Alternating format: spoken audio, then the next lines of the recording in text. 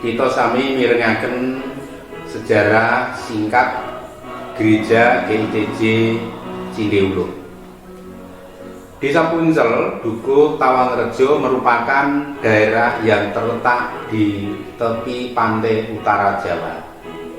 Bahwa masyarakatnya pekerjaannya sebagai nelayan dan buruh tani. Desa Puncel, Dukuh Tawangrejo penduduknya kebanyakan yang beragama Islam. Pada tahun 1960 ada seorang warga Kristen dari Desa Kembang, Kecamatan Lukusti, Kabupaten Pati, bernama Reban, menyewa tambak di Desa Puncel, Dukuh Tawangrejo, juga mengadakan penginjilan di daerah tersebut. Lalu ada orang kedua, 1 Bapak Mitro Darmi, 2 Bapak Sukardi Kati, 3 Bapak Suwito. 1. Pada tahun 1965 Bapak Reban sekeluarga pindah di Desa Puncel, Dukuh Tawangrejo. Kebaktiannya bersama-sama ke GITJ Puncel dengan jalan kaki kurang lebih 2,5 km. 2. Pada tahun 1968 Gereja GITJ Puncel membuka pos PI di rumah seorang warga jemaat yang bernama Giusman Supatmi. Setiap hari Rabu jam 16 atau jam 4 sore dilayani oleh Bapak Sukorno, Bapak Sowardoyo, Bapak Suto Sagiman sebagai majelis GITJ dari Puncel induk, membentuk pengurus kelompok. Ketua Bapak Darmi, bendara Bapak Sukardi, merebut Bapak Reban. Namun kebaktian hari Minggu tetap di GITJ Puncel. Dari perkembangan yang tepat itu kemudian membuat tempat ibadah sendiri dari bambu beratapkan daun rumbia. Bapak Sukorno menamai nama pasaman GITJ Cindeuluh karena ada sungai kecil dan ada selendang cinde di atas bambu puluh. Ketiga, pada tahun 1975 GITJ Puncel menyerahkan kelompok GITJ Cindeuluh kepada GITJ Tawangrejo sebagai induknya karena yang lebih dekat jangkauan pelayanan pada waktu itu. Yang menjadi pengurus kelompok, ketua Bapak Kadar, sekretaris Bapak Saulus Wagiran, bendahara Bapak Sukardi Kati. Keempat, pada tahun 1980 kepengurusannya ketua Bapak Suyoto JS, sekretaris Bapak Saulus Wagiran, bendahara Bapak Kumaji. Kelima, pada tahun 1983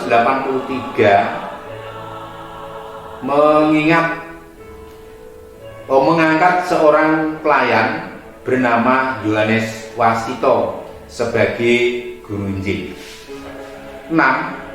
Pada tahun 1985 kepengurusannya ketua Bapak Yohanes Wasito, sekretaris Bapak Saulus Wagiran, bendahara Bapak Suwarno.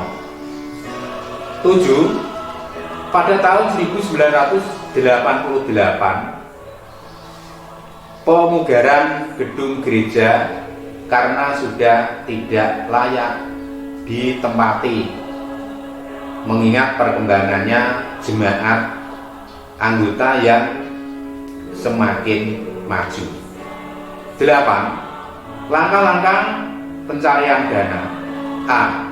Setiap anggota menabung setiap hari Rp25. B. Selama 5 bulan hasil tabungan untuk membeli material berupa batu kali. C. Jangka 1,5 tahun dari jemaat menurut kemampuannya memberikan sumbangan berupa uang, batu merah, pasir genteng. D. Pada bulan Agustus 1990 mulai membangun gedung gereja yang lama yang ukuran 12 kali 6 meter dirobohkan sementara kebaktian hari Minggu di rumah Bapak Saulus Wagilan.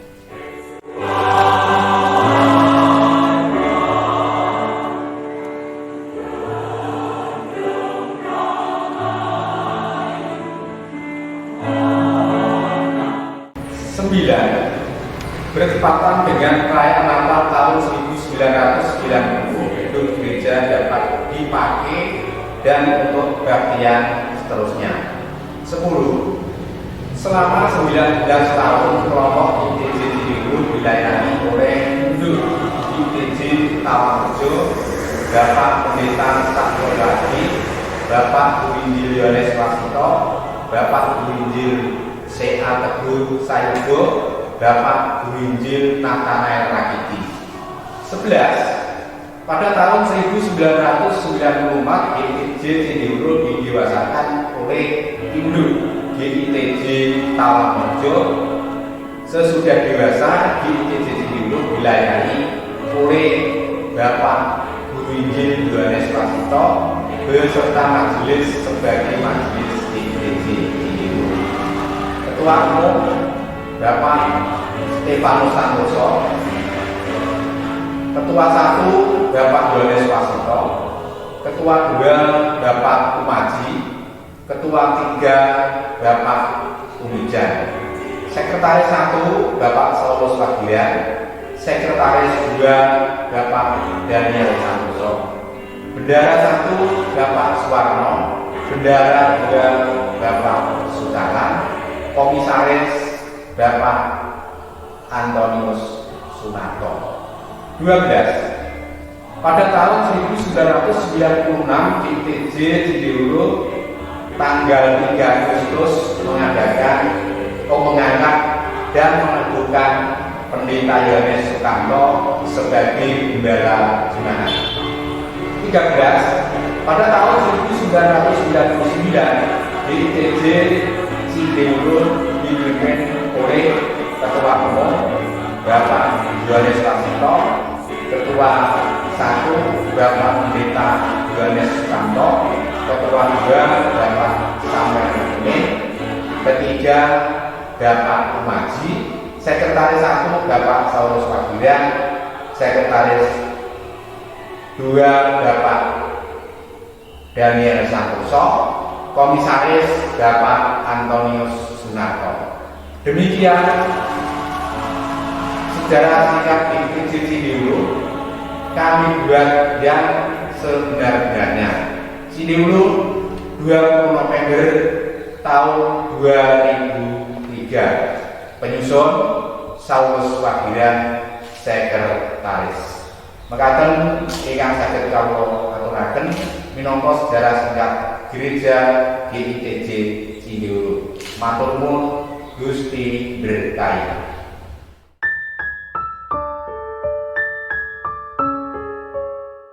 Kami mengucapkan selamat ulang tahun. Kami mengucapkan selamat ulang tahun. Kami mengucapkan selamat hari ulang tahun. Kami mengucapkan selamat ulang tahun. Selamat ulang tahun. Selamat ulang tahun. Selamat ulang tahun. Selamat ulang tahun. Selamat ulang tahun. Selamat ulang tahun. Selamat ulang tahun GITJ Cindiwulo. GITJ Cindiwulo. GITJ Cindiwulo. GITJ Cindiwulo. GITJ Cindiwulo. GITJ Cindiwulo. Selamat ulang tahun GITJ Cindiwulo. GITJ Cindiwulo. GITJ Cindiwulo. GITJ Cindiwulo. GITJ Cindiwulo. Yang ke-26.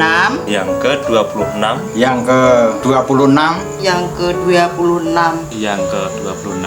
Semoga bertambahnya usia 1 tahun dapat menciptakan jemaat yang tangguh, Menjadi lebih dewasa. Semoga panjang umur. Semoga menjadi gereja yang tetap bisa menjadi berkat dan memberitakan Injil secara utuh. Semoga jaya. Semoga semakin dewasa. Semoga dewasa semakin kuat. Tuhan Yesus memberkati. Tuhan Yesus memberkati. Tuhan Yesus memberkati. Tuhan Yesus memberkati. Tuhan Yesus memberkati. Wilujeng ambal warsa pandewasaning pasamuan GITJ Cindiwuluh kaping 26. Mugi dadya pirantinipun Gusti kagem kaluhuranipun asmanipun Allah. Yesus Kristus Sang Pangon Agung berkahi panjenengan sadaya dalah kula. Amin. Saya Pendeta Emeritus Yohanes Sukamto mengucapkan selamat hari ulang tahun pendewasaan GITJ Cindiwuluh yang ke-26 tahun. Semoga imannya lebih dewasa dan Tuhan Yesus memberkati.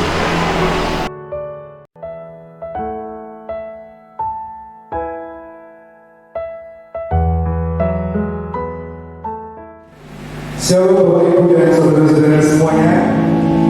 Kembali lagi bertemu dengan kita semua di sini bersama-sama perayaan ultah gereja kita di GITJ Cindiwuluh yang ke-26. Mari kita bersama-sama memuji nama Tuhan. Dalam hidup GITJ nomor 29, Kamulyani Gusti.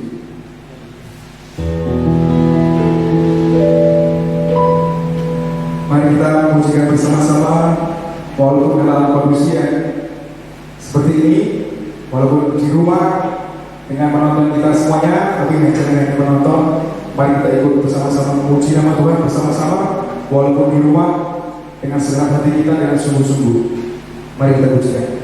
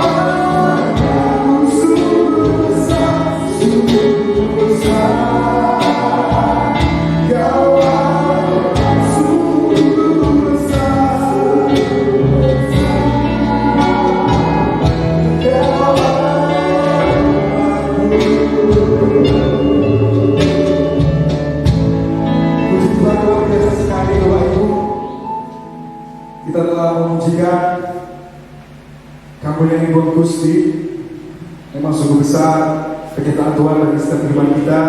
Kita bisa merayakan bersama-sama ulang tahun gereja kita yang tercinta ITJ Hulu yang ke-26. Sebelumnya Bapak Ibu, mari kita berdoa terlebih dahulu untuk buka acara pada hari ini. Segala puji syukur Tuhan kami berikan kepada Bapak. Kau telah memberkati kami semua Bapak, seluruh jemaat ITJ Hulu bersama-sama dengan kami Bapak dapat melaksanakan acara ulang tahun gereja kami di ITJ Hulu yang ke-26. Bersama-sama kami memuji nama-Mu Bapak dalam ibadahmu pada hari ini. Kiranya Tuhan berkati dari awal sampai akhir nanti acara ini dengan penuh sukacita dapat berkat dari-Mu Bapak. Terima kasih Tuhan Yesus, terima kasih. Tuntun kami Bapak, sertai kami dalam ibadahmu pada hari ini Bapak.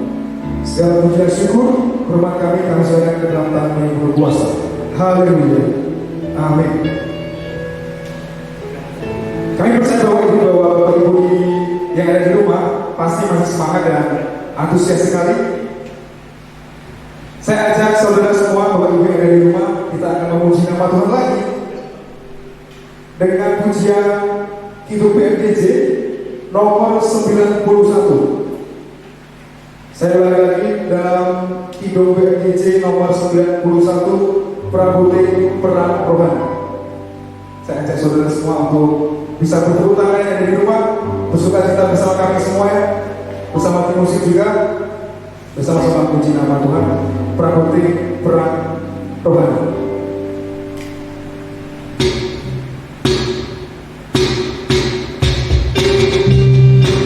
Bisa tepuk tangan saudara yang ada di rumah.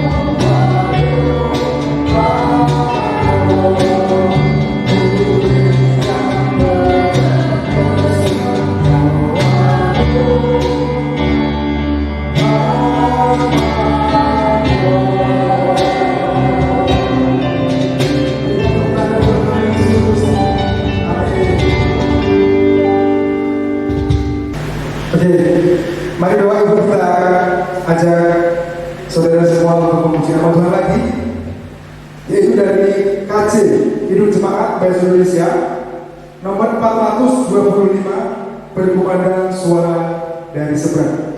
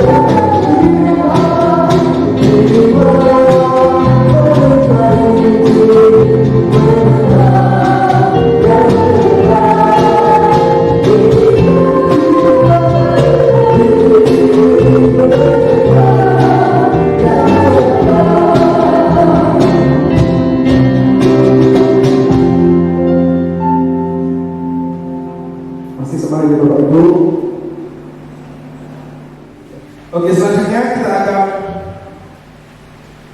menyaksikan persembahan atau juga gurita puisi dari adik kita Wendy dan juga Mas Andrew kali kesuara.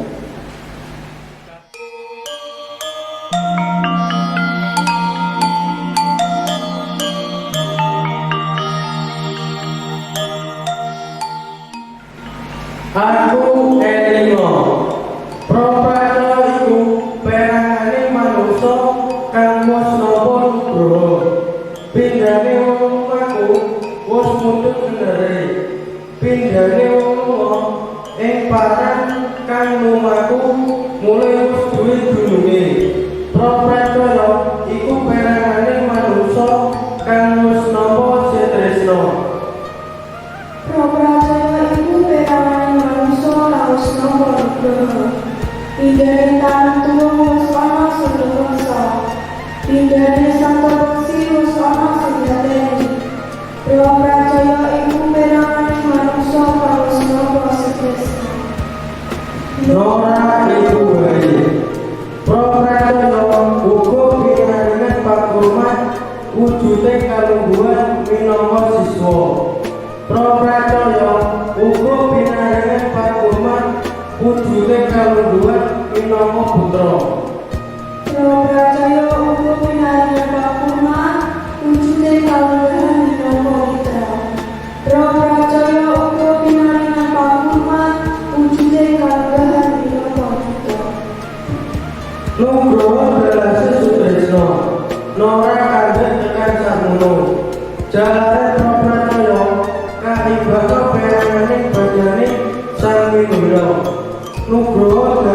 Sutresno Nora Kanjeng tekan Sabno Jalaran Propratoyo Kak Ibadno Perumen Kak Kadesaran Sang Satu Mundo Nugroho Jalaran Sutresno Nora Kanjeng tekan Sabno Jalaran Propratoyo Kak Ibadno Perumen Kak Pinunggian Satu Mamaku Nugroho Jalaran Sutresno Nora Kanjeng tekan Sabno Jalaran Propratoyo Ibu Piranti Mulya Kang Kaagung Dening Sarwa Wisesa Mulane Panyotegale Yaktine Propratoyo Paribasane temane Wanojo Kang anu-anu Rawe temane Jalu Yaktine Propratoyo Paribasane wong-wong Kang kudu tansah sumuga anu-anu rawe Kang sinubyo-subyo Yaktine Propratoyo pindah mongkoro kakubitan sang kelompok misalnya mereka semi asalnya Yaktine Propratoyo pindah mengelana kamu sawetara dina rumah menuju ing salajane Usanane gone loro Pangun aku nunggih dumugi Usana langgeng sarya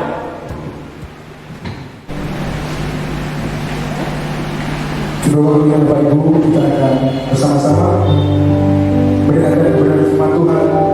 Kita siapkan hari kita semua. Namun sebelumnya kita akan pujikan dari Kitab PDJ nomor 61 Allah Ibu Panen 1. Yesus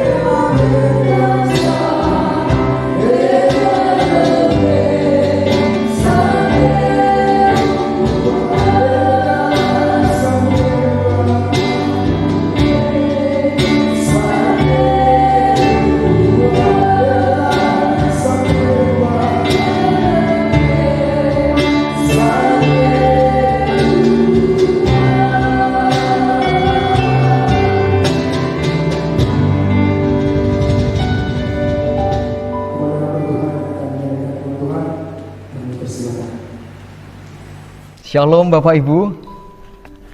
Bersyukur kita masih bisa bertemu dan kita akan bersama-sama belajar firman Tuhan meskipun melalui online, daring. Pertama-tama saya mengucapkan banyak terima kasih buat waktu yang diberikan pada saya untuk menyampaikan kebenaran firman Tuhan di dalam hari raya, hari ulang tahun pendewasaan GITJ Cindiwuluh yang ke-26. Selanjutnya saya atas nama pribadi juga mengucapkan selamat hari ulang tahun pendewasaan GITJ Cindiwuluh yang ke-26. Biarlah Tuhan senantiasa menolong, berkati perjalanan pelayanan selanjutnya GITJ Cindiwuluh. Bapak Ibu, kalau kita tahu dalam pembagian kategori umur, GITJ Cindiwuluh ini termasuk dalam generasi milenial gitu, seperti itu. Jadi generasi milenial itu yang lahir tahun 1981 sampai 1994 lah. GITJ Cindiwuluh ini sudah termasuk di dalamnya itu lah. Jadi dapat dikategorikan sebagai generasi milenial. Generasi milenial itu adalah generasi yang tidak lepas daripada digital, generasi yang sangat kreatif, sangat inovatif, dan bahkan mampu melihat peluang-peluang yang ada. Dan saya pikir GITJ Cindiwuluh ini adalah masanya.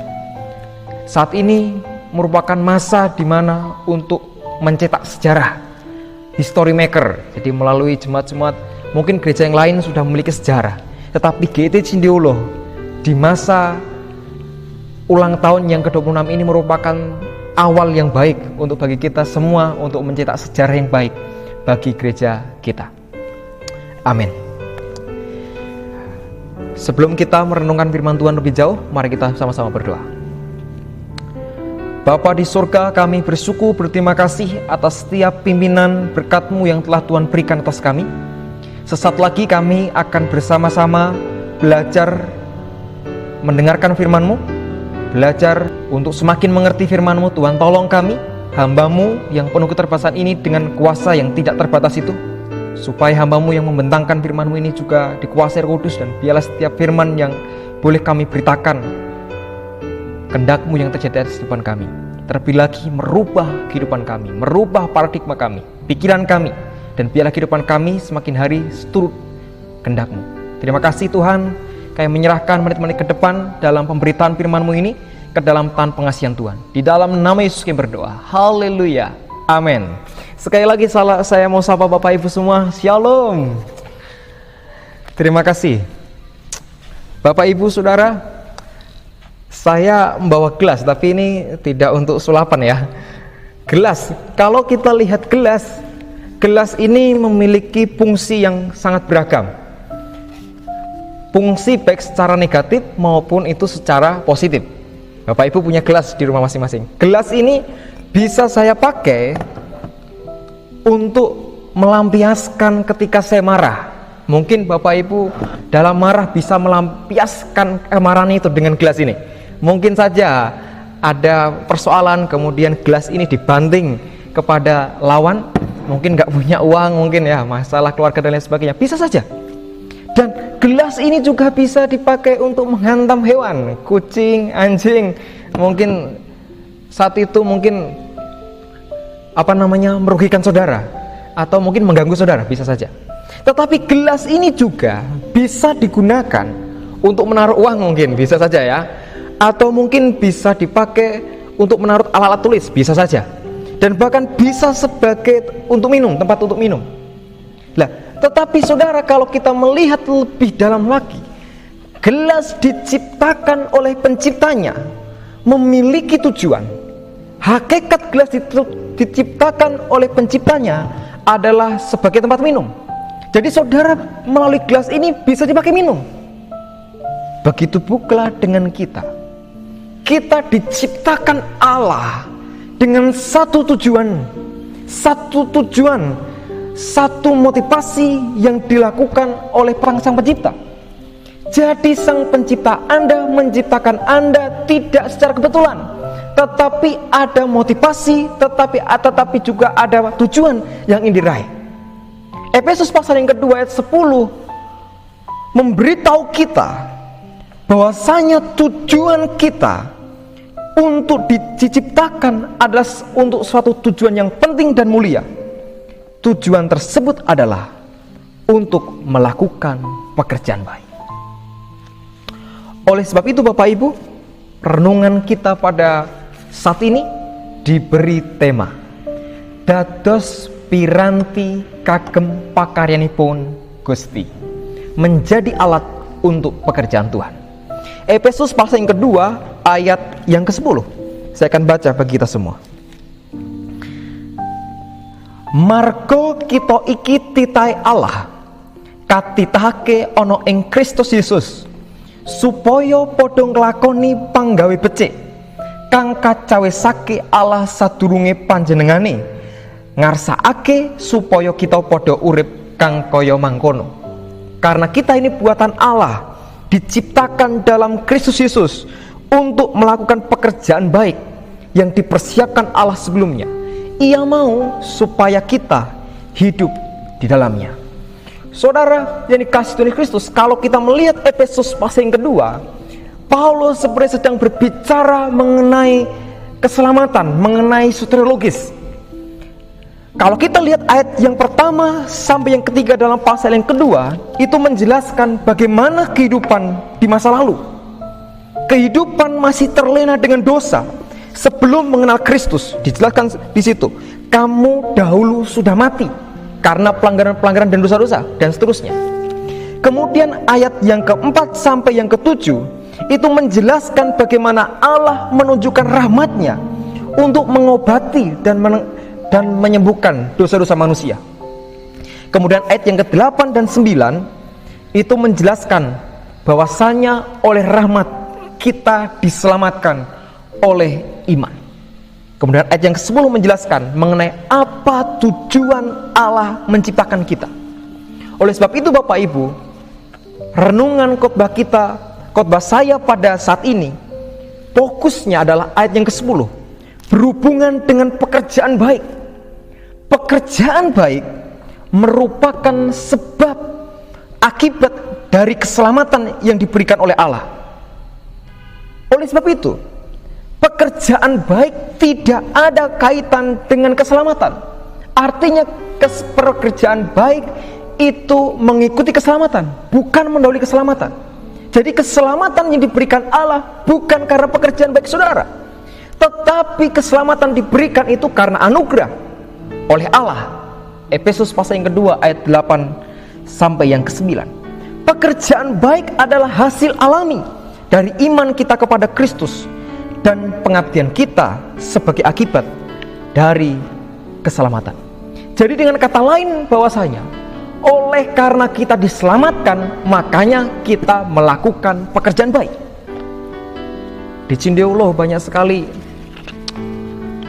pekerjaan yang Tuhan kerjakan di Cindeulo, melalui PPA, melalui gereja, melalui pelayanan di luar kota, dan berbagai pelayanan terjadi, dan banyak sekali. Lah pertanyaan saya adalah, sudahkah Bapak Ibu terlibat di dalam pekerjaan Allah? Sudahkah Bapak Ibu sudah terlibat di dalam pekerjaan Tuhan melalui gerejanya di tempat ini? Oleh kesempatan pada saat ini kita akan belajar mengapa kita harus menjadi alat untuk pekerjaan Allah. Apa alasannya sehingga kita harus terlibat, kita harus terjun di dalam pekerjaan Allah?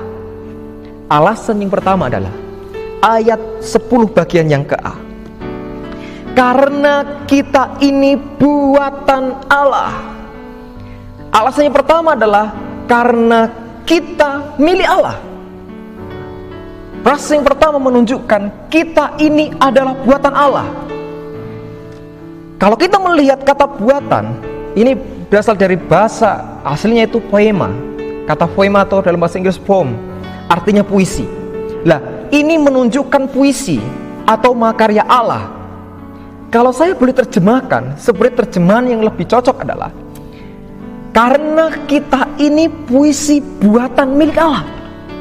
Kalau kita melihat hampir semua terjemahan dalam versi bahasa Inggris memilih kata yang mengarah kepada arti puisi miliknya atau karya milik Allah.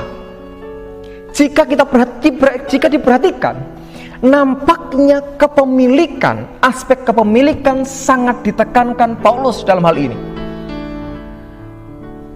Jika kita mencermati Bapak Ibu, kenapa barang-barang yang diciptakan oleh tangan manusia itu lebih mahal dibanding dengan yang diciptakan oleh mesin? Contohnya, kenapa batik tulis itu lebih mahal daripada batik cetak? Ya, pasti karena batik tulis itu tulis oleh tangan, begitu detail sehingga harganya lebih mahal dan nilai jualnya lebih tinggi dibanding dengan batik cetak. Mungkin dalam satu hari bisa mencetak ratusan bahkan ribuan batik karena dengan mesin yang dilakukan. Lah, tapi maksud saya adalah kita ini buatan Allah, artinya diciptakan dengan tangan Allah.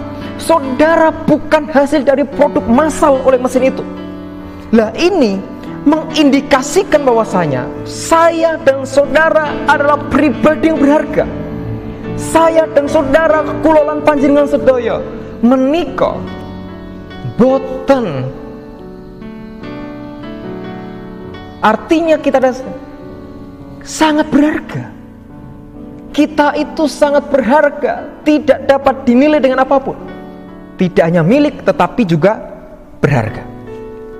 Lah, artinya adalah hal yang ingin ditekankan Paulus adalah identitas dan perilaku kita ditentukan oleh siapa yang memiliki kita. Kita adalah milik Allah. Kalau kita milik Allah berarti kita kepunyanya Allah. Lah, harusnya dengan demikian seharusnya melalui identitas kita, kita mampu menghargai diri kita, mampu menyadari bahwasanya kita ini milik Allah, sehingga kita mau bekerja, terlibat di dalam karya Allah, terlibat di dalam pekerjaan Allah. Karena apa? Karena kita ini adalah milik Allah. Saudara melihat, mungkin AC, saudara pernah tahu AC? Kita kadang menggunakan AC dengan sesuka kita. Kalau kita AC dalam ruangan, kemudian dalam AC-nya mungkin dalam 20 mungkin 25 derajat Celcius. Wah, panas sekali ini. Kita mau dingin. Nah, kemudian diturunkan. Langsung jadi 18. Langsung 18. Kemudian lagi, aduh terlalu dingin, naik lagi 20 gitu. Nah, artinya apa? Kita sang pemilik AC itu mempergunakan AC itu dengan sesuka kita. Lah, oleh sebab itu Allah juga yang memiliki saudara. Perkenankan Allah memakai saudara dengan sesuka Allah, karena Allah yang menciptakan saudara. Yang menjadi pertanyaan saya adalah, apakah kita sudah terlibat di dalam pekerjaan Allah? Jawabannya adalah belum. Seringkali kita terjebak di dalam zona nyaman kita. Zona nyaman adalah keadaan di mana ketika keadaan itu berubah, kita merasa tidak nyaman. Ada satu penelitian mengatakan hanya sekitar 10% orang yang sudah dibaptis itu melayani Tuhan. Lah, terus kenapa hanya 10%? Alasannya adalah karena berada dalam zona nyaman. Sudah nyaman dengan pekerjaan, sudah nyaman dengan karirnya, sudah nyaman dengan usahanya, sudah nyaman dengan apa yang ada, sehingga enggan untuk melayani Tuhan, enggan untuk terlibat dalam pekerjaan Tuhan. Lah, jangan-jangan kita sudah nyaman di dalam zona nyaman kita. Bukankah seringkali kita hanya fokus pada diri kita sendiri? Pak, jadi majelis, wah, jadi majelis nanti paling dikritik, banyak tanggung jawabnya, diomongi, dibilang sini sana sini. Oh, maaf Pak, saya tidak bisa. Pak, jadi ketua ini, pengurus ini, maaf Pak, tidak bisa, belum bisa. Karena paling nanti juga kayak gini, disalahkan, dikritik, lain sebagainya. Bukankah kita seringkali sudah nyaman dalam zona nyaman kita? Bukan berapa banyak hari ini banyak orang yang mengalami putus asa karena COVID-19. Di mana kita? Hari ini Berapa banyak mereka yang mengalami stres karena tuntutan ekonomi. Berapa banyak mereka yang stres karena di-PHK dari pekerjaannya. Dan mereka butuh motivasi dan mereka butuh dorongan. Pertanyaan saya, di mana kita? Saat ini banyak sekali mahasiswa di luar kota yang kuliah. Dan mereka butuh dukungan saudara. Mereka stres dengan tugas akhir. Mereka stres dengan tugas yang sangat menumpuk. Mereka stres dengan kuliah online. Pertanyaannya adalah, di mana kita? Mereka pada saat mereka butuh dukungan. Di mana kita saat mereka butuh perhatian? Pertanyaan saya, di mana mereka? Di mana kita? Di mana gereja? Mereka ada seperti itu. Ketika gereja membutuhkan saudara untuk terlibat di dalam pelayanannya, ketika gereja membutuhkan saudara untuk terlibat dalam pelayanan sosial, ketika gereja membutuhkan Anda untuk pelayanan di PPA, di mana saudara ketika gereja membutuhkan saudara untuk terlibat di dalam pembangunan gereja? Pertanyaan saya adalah, di mana kita? Seringkali kita terjebak dalam zona nyaman, kita tidak mengerti status kita, bahwasanya kita milik Allah. Kalau kita boleh bicara, banyak sekali anak GITJ. Kita seringkali disebut sebagai anak GITJ. Mengapa disebut anak GITJ? Karena lahir di GITJ, bergereja di GITJ. Tetapi masalahnya adalah, kalau sudah keluar dari GITJ kuliah di luar, apakah diperhatikan? Ketika mahasiswa sudah mulai kuliah di luar kota, apakah kita mengatakan, semangat nak, bagaimana kuliahnya? Sekarang semester berapa? Tetap semangat ya, meskipun berat. Tetap tegar ya, meskipun ambyar hatinya. Pernah lakukan itu? Tidak. Di mana kita? Di mana gereja melihat keadaan seperti itu? Mereka butuh kita. Mereka butuh saya dan saudara untuk memberi dukungan. Tetapi kalau mereka sudah lulus sukses, baru kita mengatakan, itu anak GITJ. Anak GITJ sekarang ada yang jadi rektor di salah satu universitas.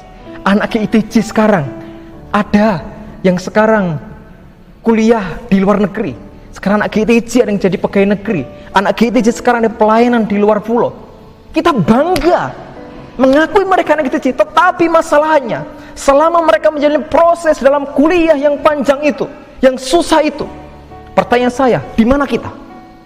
Begitu juga dengan Yesus. Jangan hanya karena kita milik kita mampu menerima berkat, kita berdoa, Tuhan berkati saya, Tuhan tolong saya, Tuhan berkati saya. Kita seolah-olah memanfaatkan Tuhan supaya Allah itu memberkati kita.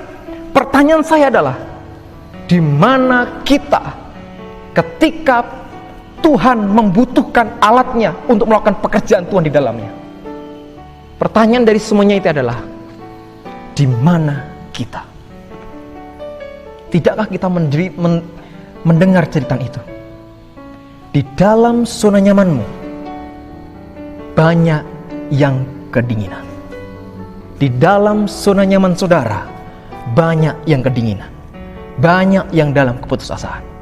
Oleh sebab itu, pergilah keluar. Layanilah. Jadilah berkat bagi orang lain. Hai jemaat, maukah engkau turut ikut dalam pekerjaan Tuhan? Sadarilah, Anda bukan milik Anda sendiri. Anda adalah milik Allah. Oleh sebab itu, pergunakan hidup Anda secara maksimal bagi Sang Pencipta Anda. Itu yang pertama. Alasan yang pertama adalah karena kita milik Allah. Alasan yang kedua, ayat yang ke-10 bagian B. Diciptakan di dalam Yesus Kristus. Kata diciptakan di dalam Yesus Kristus itu merupakan penjelasan dari ayat yang 10a tadi. Jadi ayat 10a dan ayat 10b itu sama-sama menjinggung tentang ide penciptaan, namun dengan penekanan yang berlainan. Kalau 10a lebih menekankan aspek kepemilikan, menegaskan bahwasanya kita adalah milik Allah. Kulo kagunganipun Gusti. Tetapi kalau ayat 10b lebih pada sarana atau cara. Jadi bagaimana Allah menciptakan kita sebagai karya yang indah? Jawabannya adalah 10b, di dalam Kristus. Jadi ayat 10b itu lebih diletakkan pada persekutuan dengan Kristus, bukan Kristus sebagai agen atau subjek. Dalam persekutuan dengan Dia kita menjadi ciptaan yang baru. Oleh karena persekutuan dengan Dia, karena kita diciptakan di dalam Kristus itu, manusia lama yang dibatasi oleh tembok-tembok dosa tadi telah dijadikan sebagai manusia baru. Atau dapat dipahami bahwasanya Allah telah menyelamatkan manusia sehingga tercipta persekutuan yang baik dengan Kristus. Alasan saya yang kedua adalah mengapa kita harus terlibat dalam pekerjaan Tuhan. Alasan kedua adalah karena kita diselamatkan oleh Allah. Kita telah diselamatkan oleh Allah. Ayat 10b secara sederhana dapat dipahami bahwasanya oleh karena kita telah diselamatkan oleh Allah sehingga tercipta persekutuan dengan Kristus. Lah, persekutuan dengan Kristus itu membuahkan hal apa? Membuahkan beberapa hal. Yang dulu kita manusia lama yang dikuasai oleh dosa dan hawa nafsu sudah dihidupkan kembali. Kita yang dahulu manusia lama yang dibatasi oleh tembok-tembok jasmaniah telah dijadikan sebagai manusia yang baru. Dulu saudara kotor, kemudian dibuat Allah menjadi bersih. Dalam cara pandang Paulus, karena kita sudah diselamatkan, kita wajib melakukan pekerjaan baik. Pekerjaan baik adalah hal yang mustahil terjadi sebelum keselamatan di dalam Kristus. Semua orang yang berada di luar Kristus dan mati di dalam dosa, mereka takluk pada keinginan para penguasa kerajaan angkasa atau roh jahat. Natur mereka juga tercemar oleh dosa sehingga mereka dikuasai hawa nafsu. Satu-satunya solusi bagi keadaan mengenaskan tersebut adalah dihidupkan bersama Kristus. Jadi tidak mungkin kita orang itu bisa melakukan pekerjaan baik kalau belum diselamatkan oleh Kristus. Jadi kalau saudara bisa melakukan pekerjaan baik itu, Paulus mengatakan untuk melakukan pekerjaan baik itu artinya kita sudah diselamatkan, karena kita sudah mengalami persekutuan dengan Allah. Kita sudah disucikan daripada dosa itu kepada Allah, dari maut itu kepada Allah. Oleh sebab itu kita harus melakukan pekerjaan baik. Saudara, kalau saya pegang air ini anggap aja manusia ya. Manusia masih putih, artinya belum ada dosa. Tapi akhirnya manusia jatuh dalam dosa. Akhirnya ketika manusia dalam dosa, banyak sekali kita yang putih itu, kita menjadi dosa kita. Ini dosa, anggap aja sudah merah seperti kirmisi dan merah seperti dan kesumba. Kalau ya saya mengatakan, kita sudah terlenakan dosa. Kita merasa tidak mampu, sudah diperdaya oleh dosa. Tetapi Efesus pasal yang kedua ayat 8 dan 9, tetapi oleh karena kasih karunia Allah kamu diselamatkan. Itu bukan karena hasil usahamu, tapi pemberian Allah. Sehingga Allah berinisiasi untuk menyelamatkan kita, sehingga dosa kita yang merah itu tadi kemudian diubahnya kita. Dosa yang merah seperti kirmisi itu akhirnya Allah datang menjadikan kita menjadi putih dan kita disucikan. Seperti ini. Itu kira-kira gambaran kita bahwasanya kita telah disucikan oleh Allah. Kita telah dibawa dari manusia lama dan dibawa kepada manusia yang baru. Kita yang sudah dosa, begitu pekat dengan dosa merah tadi, telah dijadikan menjadi putih lagi. Saudara yang dikasihi Kristus, oleh sebab itu tidak ada balasan bagi kita untuk tidak terlibat dalam pekerjaan Allah, karena Allah telah menyelamatkan kita. Saudara harus memahami karya Allah secara baik dan benar, sehingga saudara mampu menghargai pergumulan Kristus tersebut. Tubuh disiksa, dicerca dengan semena-mena, dihina, dicaci, yang harus dihadapi. Salib menjadi hukuman yang mengerikan, harus dijalani, dan Golgota menjadi saksi bisu atas tragedi sangat menggentarkan dunia tersebut. Jika Anda tidak melayani, terlibat di pekerjaan Tuhan itu, berarti Anda tidak tahu diri. Anda harus melayani Tuhan. Saudara harus terlibat di dalam pekerjaan Allah. Mengapa? Karena Allah telah menyelamatkan kita. Sadarlah, Anda bisa sampai sekarang bukan karena Anda tetapi Allah. Anda bisa diselamatkan itu bukan karena Anda tetapi Allah. Anda bisa ke gereja, bekerja, itu bukan karena Anda tetapi Allah.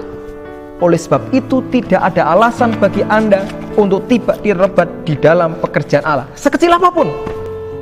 Apa yang bisa Anda kerjakan? Banyak hal yang bisa kita kerjakan dalam pelayanan sosial, melalui PPA, dalam gereja. Dan saudara tahu sendiri apa yang harus dikerjakan. Kita harus terlibat di dalam pekerjaan Allah. Mengapa? Karena Allah telah mati di atas kayu salib bagi saya, saudara, dan Bapak Ibu semua. Jika Yesus adalah Tuhan, maka Ia layak menerima yang terbaik dari saudara. Apa itu yang terbaik? Apa yang saudara bisa kerjakan melalui talenta saudara, skill saudara, baik dalam pekerjaan yang ada di gereja secara intern maupun pekerjaan secara luar, pelayanan sosial dan sebagainya. Gereja butuh Anda, dan saudara harus terlibat di dalam karya itu. Itu yang kedua. Yang ketiga adalah ayat 20 bagian 10 yang C. Untuk melakukan pekerjaan baik yang dipersiapkan Allah sebelumnya, Ia mau supaya kita hidup di dalamnya.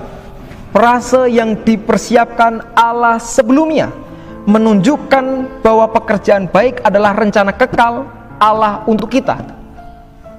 Perbuatan baik memang mengikuti keselamatan. Walaupun demikian, Allah ternyata sudah memikirkan hal itu jauh sebelumnya. Dia sudah menyiapkan itu sebelumnya. Ia mengatakan bahwasanya yang dipersiapkan Allah sebelumnya, itu artinya Allah sudah mempersiapkan sebelumnya. Sebelum saudara mengerti itu, sebelum saudara, Allah sudah menyiapkan sebelumnya itu.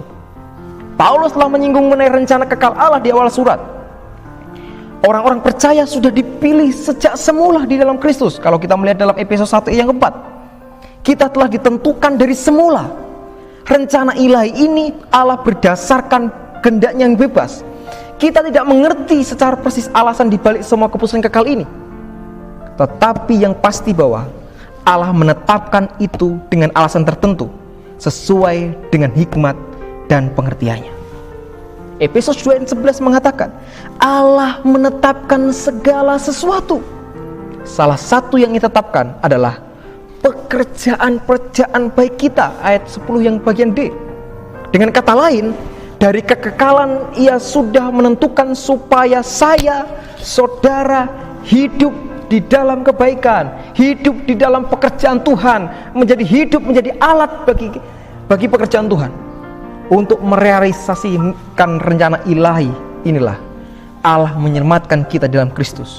Jadi keselamatan di dalam Kristus itu merupakan sarana untuk perwujudan rencana Allah.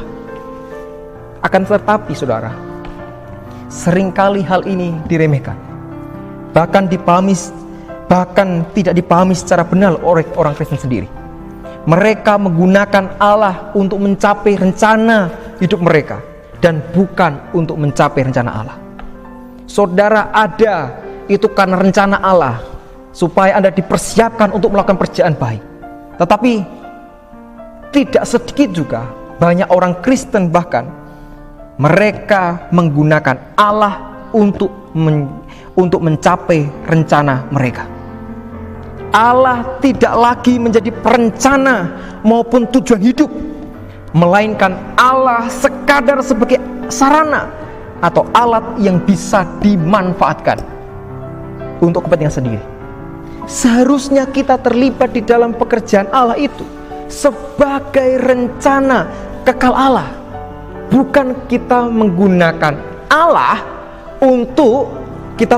Allah untuk mencapai tujuan kita, tetapi kita meminta Allah supaya kita mengerti kehendaknya dan supaya kita terlibat di dalam pekerjaan Allah. Bukankah banyak orang Kristen yang tidak serius menggumulkan rencana hidup yang sesuai dengan kehendak Allah? Bukankah mereka lebih sering meminta pertolongan Allah untuk menggenapi ambisi dan keinginan kepentingan diri sendiri? Kita melakukannya tanpa mau tahu apa ambisi dan keinginan kita. Apakah setuju dengan rencana Allah atau bukan? Bukankah banyak orang Kristen telah menentukan standar kekayaan, kesuksesan, kenyamanan sebagai tujuan hidup mereka, lalu meminta Allah untuk merealisasikan hal tersebut? Jadi kalau saya ikut Kristus, saya harus kaya. Jadi kalau saya ikut Kristus harus sukses. Jadi kalau saya ikut Kristus harus hidup berkelimpahan. No, bukan itu. Tetapi kita diciptakan Allah itu karena kita sudah direncanakan dalam kekekalan itu untuk melakukan pekerjaan baik. Kita diciptakan Allah dalam rencana kekal itu bukan supaya kita memanfaatkan Allah, menggunakan Allah sebagai sarana untuk mencapai tujuan kita, tetapi kita harus meminta Allah sebagai sarana untuk kita mencapai tujuan Allah itu, yaitu untuk melakukan pekerjaan baik. Tapi justru kadang-kadang perencang kita itu dijadikan sebagai tukang. Pembuat rencana itu hanya sebagai dijadikan sarana. Allah itu hanya sebagai hamba. Allah itu hanya sebagai alat yang bisa kita gunakan untuk melakukan segala sesuatu. Allah bukan dikasihani dan bukan dikasih dan taati, melainkan dimanipulasi. Allah itu bukan sebagai alat untuk mencapai tujuan Allah, tetapi Allah digunakan untuk mencapai tujuan kita. Seolah-olah apa yang kita lakukan untuk Allah, tetapi sebenarnya hanya untuk diri kita sendiri.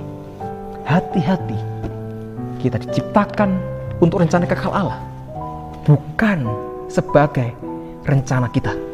Kita diciptakan ini untuk tujuan Allah, bukan untuk tujuan kita sendiri. Apa rencana kekal Allah? Untuk melakukan pekerjaan baik, bukan untuk melakukan pekerjaan saudara. Seharusnya sang pencipta yang mengatur ciptaannya, bukan ciptaan yang mengatur, merancang sang pencipta. Allah telah merealisasikan rencananya melakukan pekerjaan baik melalui karya penyelamatannya. Oleh sebab itu, berilah diri kita sebagai alatnya dalam melakukan pekerjaan Tuhan.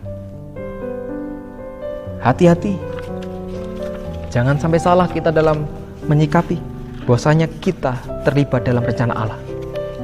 Bukan Allah digunakan, dimanfaatkan untuk kepentingan kita, tetapi Allah ada itu telah mempersiapkan kita untuk kita terlibat dalam karya penyelamatannya untuk melakukan pekerjaan baik. Kita bisa menjadi alat untuk pekerjaan Tuhan jika kita mampu menyadari bahwasanya yang pertama, kita adalah milik Allah. Yang kedua, kalau kita menyadari kita telah diselamatkan oleh Allah. Yang ketiga, kita menyadari kita dalam rencana kekal Allah. Selamat menjadi alat bagi kemuliaan Tuhan, pekerjaan Tuhan di GIT Cindolo dan dimanapun berada. Sekali lagi, selamat ulang tahun pendewasaan GIT Cindolo. Tuhan Yesus memberkati kita semua. Shalom. Selanjutnya Bapak Ibu, ada sebuah persembahan pujian dari adik-adik kita dan juga dilanjut dengan selanjutnya dan nanti kami persilakan untuk persembahan pujian yang akan dipersembahkan.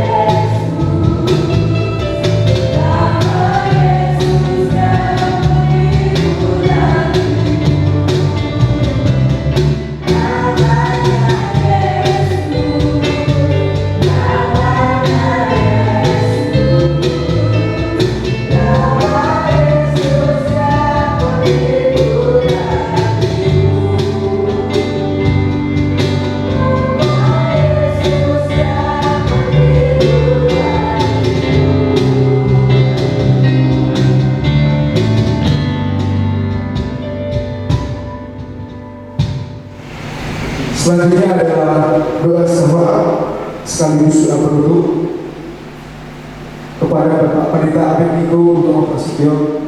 Kami persilakan. Pasamuan kagunganipun Gusti, semoga lebet wonten ing Panduna. Itu tumrap pinten-pinten perkawis lan kasih adicara dalem punika. Semoga matur nuwun Gusti Yesus awit adicara panibadah pengetan pandiwasaning pasamuan GITJ Cindiwuluh ingkang kaping 21 sampun kelampahan kanthi prayogi. Kalau kita terus pilih pasamuan menika paduka ingkang ngadekaken, paduka ingkang ngipi, lan kalau kita terus pilih paduka ingkang manut ing salajengipun, paduka nunggil pasamuan menika, paduka nuntun pasamuan menika matemah samsaya tuwuh tiyang ngremboga adalaken uwah kagem berkat tumrap tiyang sakuwateng kawula lan kagem kaluhuran asma paduka. Matur nuwun Gusti Yesus, matur nuwun estu kawula pitados lan mitadosaken pasamuan GITJ Cindiwuluh wetah wonten asta pangwaos paduka. Ing salajengipun pamibadah menika sampun paripurna doa kawula badhe nglajengaken pakesanan kawula. Kawula mungkasi pamibadah lan nyuwun berkah ingkang saking paduka. Katresnanipun Allah Sang Rama, sing rahmatipun Gusti Yesus Kristus mustakaning pasamuan dalah panunggalipun Sang Roh Suci manunggal pakesanan panjenengan sadaya dalah kula langgeng sak lami-laminipun.